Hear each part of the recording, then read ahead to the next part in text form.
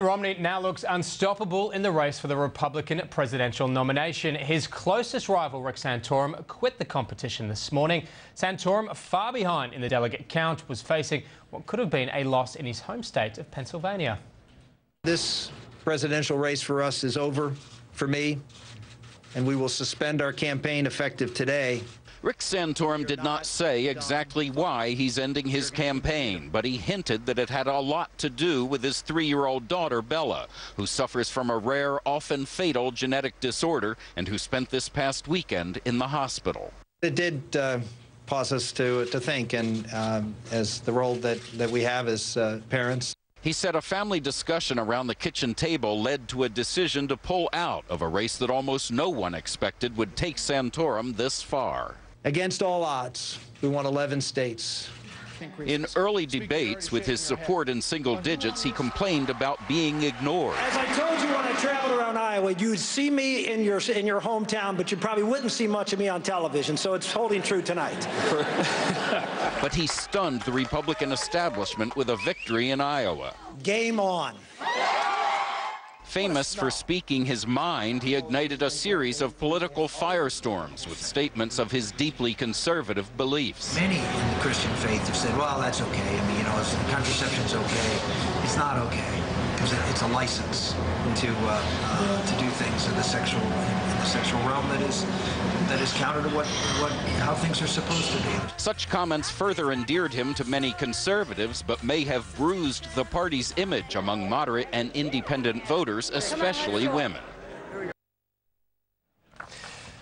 Joining us now for a little bit more analysis on the GOP race, Tom Switzer from the US Studies Centre at the University of Sydney. And, of course, my guest host today, John Noonan from Thomson Reuters. Tom, look, thanks very much for joining us. Mr Santorum, bowing out, how would you reflect on his candidacy? I mean, do you think he outdid expectations? No question, James. You have to remember, for the first 6 to 9 months of last year, he was merely an afterthought. All the attention was focused on the likes of Michelle Bachmann, Herman Cain, Rick Perry, even Donald Trump at one point, Newt Gingrich. And then lo and behold, on the eve of the Iowa caucuses on January 3 came this failed two-term senator from Pennsylvania. You have to remember, in 2006 he lost his own Senate seat by 16 points. So no, this is a very impressive effort for him. He should be very proud of his effort. I think that he did a very good job of tapping into the evangelical base of the conservative cause within the Republican Party. It's a very important constituency for conservatives. And in many respects, I think he's helped improve Mitt Romney's candidacy. Romney was forced to really spell out a more coherent tax plan and to distance himself more clearly from President Obama's controversial healthcare plans. So I think he can come out of this with his head held high. Why bow out now, though? I mean, he was doing well, obviously very much behind in terms of the delegates, so he had won some states and so forth. Some suggested, why not stay in longer to try and strengthen your argument for a potential place, a higher ranking, if, you know, Romney is to form government? That's a fair point, and admittedly a lot of pundits, including myself I might add, thought that he would hang around throughout the end of April until at least the primary in his own home state of Pennsylvania, which he represented as a two-term senator.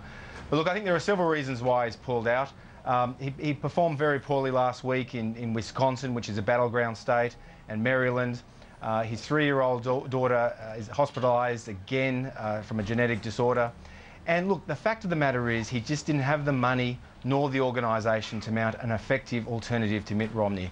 Romney, for all his flaws, has a first-class organisation and a lot of money, and that's the reason why, predominantly why he's prevailed in this contest, despite a lot of conservative angst on the right.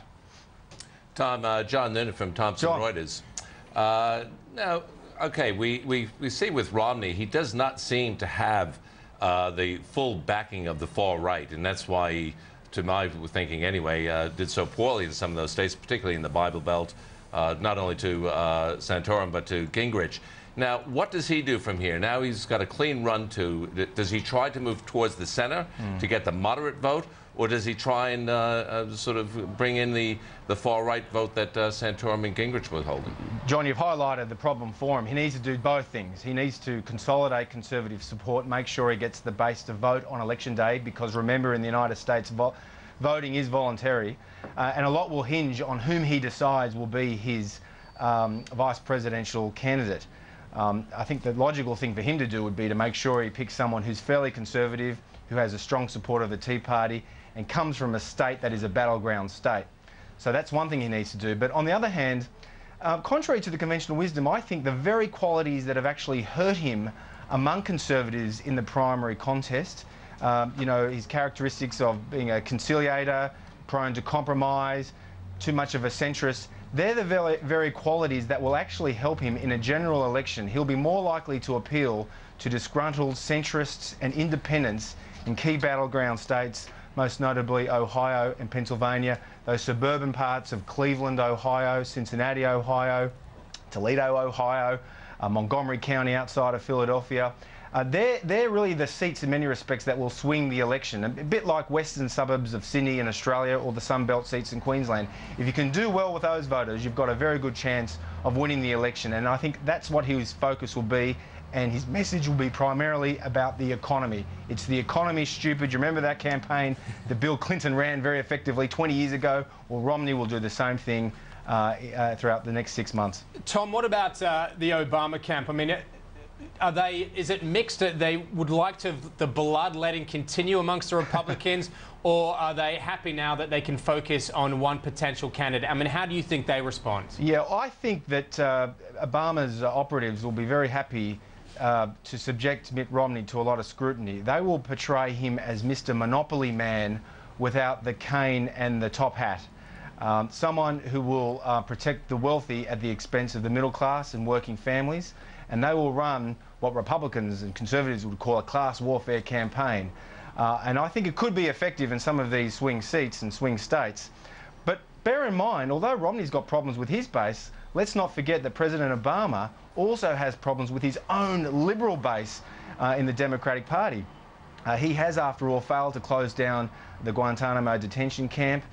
He's failed to put a price on carbon, which is a big issue for a lot of climate enthusiasts in the Democratic Party. He's more than doubled US troops in Afghanistan. He's escalated the drone strikes in Pakistan. So on a wide range of issues, Obama himself has upset his own base. And the key for both candidates will be to somehow encourage the wingnuts, if you like, on both sides of politics to get out on election day, while at the same time appealing to that broad cross-section of the American people that constitutes the middle. All right, Tom Switzer, as always, great to get your analysis. Thanks very much. Thanks, James. John?